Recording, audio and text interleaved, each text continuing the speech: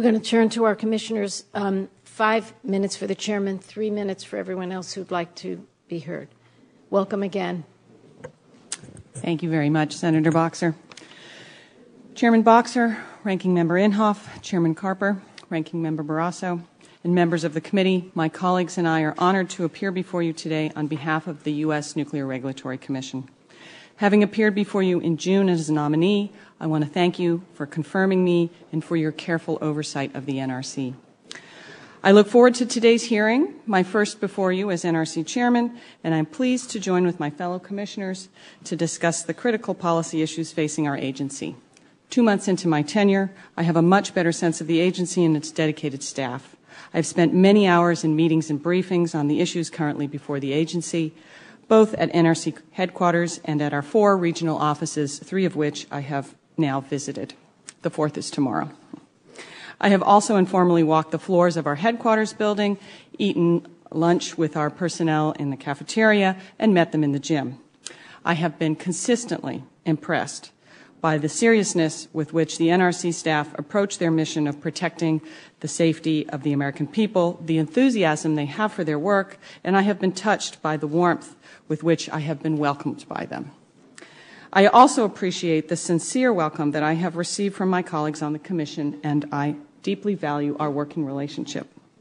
I am meeting with each commissioner regularly, seeking their views on major issues facing the agency and benefiting from their expertise. I look forward to a sustained collegial relationship with them. I'm committed to maintaining open lines of communication and a respect for their perspectives, insights, and best judgment. I believe that by working together collegially, the product of our efforts as a commission will be stronger and much more protective of the public interest. I also look forward to working with this committee and with the Congress. I inherited a backlog of congressional correspondence when I arrived at the NRC, and I am pleased to report that this backlog is now clear.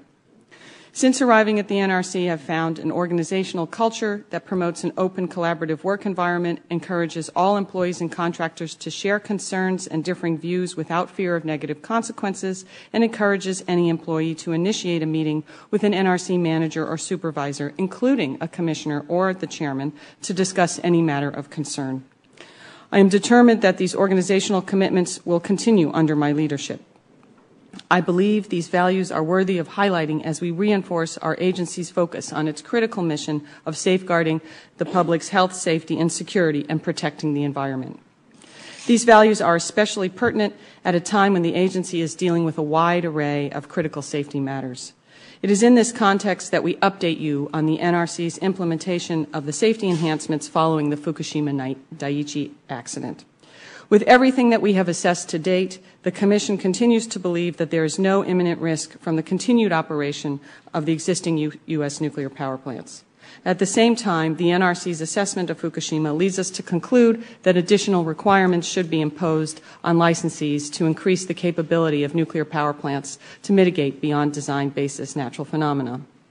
The Commission has approved the prioritization of the recommendations of a post-Fukushima NRC senior-level task force into 3 tiers. Tier 1 consists of actions to be taken without delay, and these actions are already underway. Tier 2 is the next set of actions that can be initiated as soon as critical skill sets become available and pertinent information is gathered and analyzed. Tier 3 recommendations require that the staff conduct further study or undertake short-term actions first. Under Tier 1 actions, the staff has already issued 3 orders and requests for information from our licensees. Safety upgrades are well underway at many of our licensees. NRC work on Tier 2 and Tier 3 recommendations is beginning. The NRC staff has presented the Commission with its plans for addressing each of the Tier 3 recommendations. Of course, as we evaluate those recommendations, we will engage in extensive dialogue with all the relevant stakeholders.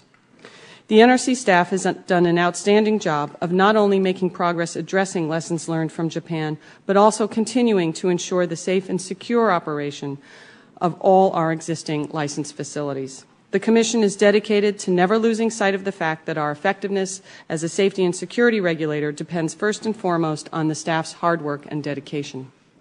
Thank you for this opportunity to appear before you today. I'd be happy to answer any questions. Thank you, Madam Chairman. The Honorable Christine Svinicki. Thank you, Chairman Boxer, Chairman Carper, Ranking Member Barrasso, and members of the committee for the opportunity to appear before you today at this oversight hearing to examine NRC's implementation of recommendations for enhancing nuclear safety. I would like to begin by recognizing the commitment of the Commission's new chairman, Dr. Allison Macfarlane, to forging a collegial relationship with each member of the Commission, consistent with her stated approach of maintaining open lines of communication with her colleagues on all matters facing the agency. I'm appreciative of her views and perspectives, of her reaching out to me, our fellow commissioners, and members of the NRC Senior Executive Service since her arrival. The tone she is setting is constructive, collegial, and a welcome opportunity to move forward in a positive manner on the many important matters before this Commission. The tragic events in Japan in 2011 cast the NRC's work into even sharper relief for the American public, and once again remind us of the uniqueness of nuclear technology. Chairman Macfarlane has described in her testimony on behalf of the Commission the status of the many activities underway which comprise the NRC's response to the lessons learned arising from the accident at Fukushima. These actions have as their foundation the objective of increasing the capabilities of nuclear power plants to mitigate the effects of beyond design basis extreme natural phenomena. The NRC continues to evaluate its Tier 2 and Tier 3 actions and to engage with a diverse set of stakeholders on all of these activities. This work is carried out through the day-to-day efforts of the women and men of the NRC, and along with the chairman, as she's expressed, I appreciate their sustained commitment to advancing the NRC's mission of ensuring adequate protection of public health and safety and promoting the common defense and security. Chairman Boxer, Chairman Carper, and Ranking Member Barrasso, I appreciate the opportunity to give this statement and look forward to your questions. Thank you, Commissioner. Commissioner Apostolakis. Chairman Boxer, Ranking Member Inhofe, Chairman Carper, Ranking Member Barrasso, good morning. After a major accident like the one in Fukushima, it is natural and proper to focus on the engineering lessons learned and related actions to improve the safety of nuclear power reactors. As you know, the NRC is actively doing this. However, as more in-depth assessments of the accident are carried out, the significance of an additional contributor to the accident emerges, namely safety culture. For example, the chairman of the Japanese Parliament's Investigation Commission on Fukushima lists a reluctance to question authority as one of the fundamental causes of the accident. Major accidents in the nuclear industry have involved organizational failures and/or poor human performance that in retrospect could be considered the result of a weak safety culture. In 1989, the Commission first published a policy statement to make clear the Commission's emphasis on a safety-first focus with respect to the conduct of nuclear power plant operations. In June 2011, we issued a new safety culture policy statement that applies more broadly to all users of radioactive materials. We defined nuclear safety culture as, quote, the core values and behaviors resulting from a collective commitment by leaders and individuals to emphasize safety over competing goals to ensure protection of people and the environment, end of quote. It is recognized that core values cannot be regulated. However, we do have regulations and programmatic incentives to encourage behaviors that are consistent with a positive safety culture. For example, the NRC demands that licensee and contract employees be free to raise safety concerns without fear or reprisal, encourages self-identification of violations, and assesses licensee performance to identify root causes of violations that may indicate weaknesses in safety culture. To help with the overall efforts in this area, we have identified 9 personal and organizational traits that we expect to see in a positive safety culture. For example, one trait is that issues potentially impacting safety are promptly identified, fully evaluated, and promptly addressed and corrected commensurate with their significance. We have undertaken an extensive educational program to communicate to the licensees the Commission's vision regarding safety culture. I am pleased that the industry has also developed methods for assessing safety culture. Thank you. Thank you so much. Commissioner Magwood. Thank you, and good morning. Chairman Boxer, Chairman Carper, Ranking Member Barrasso, thank you for today's hearing, and thank you for your continued oversight. It's been very important to us. It's now been 18 months since the tragic events in Japan. And since that time, the Nuclear Regulatory Commission has conducted thorough reviews of U.S. nuclear power plants and our regulatory framework. We've begun the task of reassessing the flooding and seismic hazards facing each nuclear power plant in the United States and the ability of those plants to cope with severe natural events.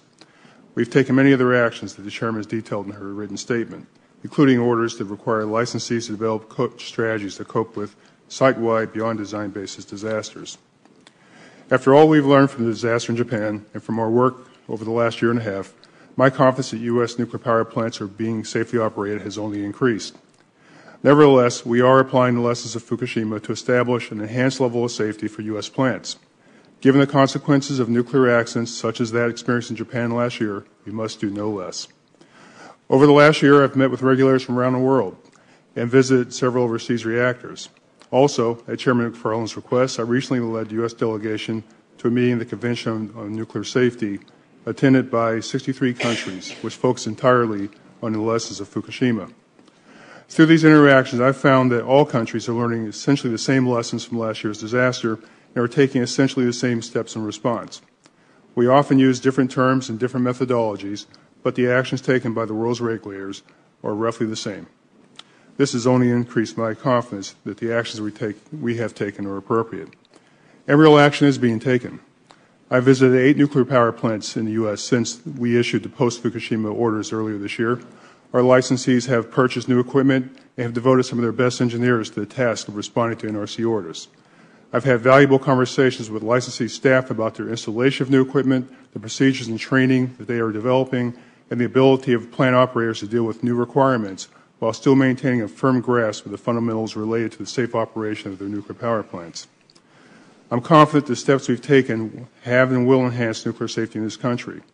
With these actions underway, the Commission is now turning to complex policy matters that will determine the shape of U.S. nuclear regulation for years to come. These are very difficult matters. It has, therefore, not been the most gentle of welcomes for Chairman Macfarlane.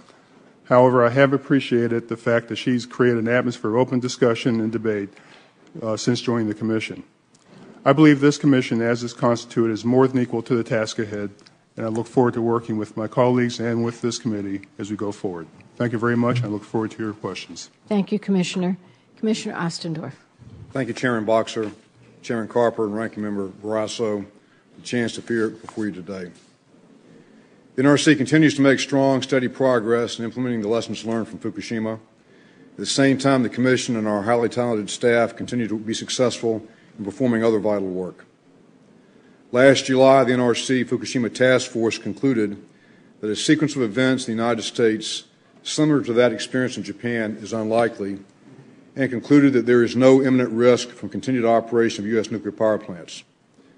As I have previously testified before this committee, I firmly believe those conclusions remain true today. Nevertheless, along with my colleagues, I continue to support our efforts in the NRC to strengthen our regulatory framework where necessary in response to Fukushima.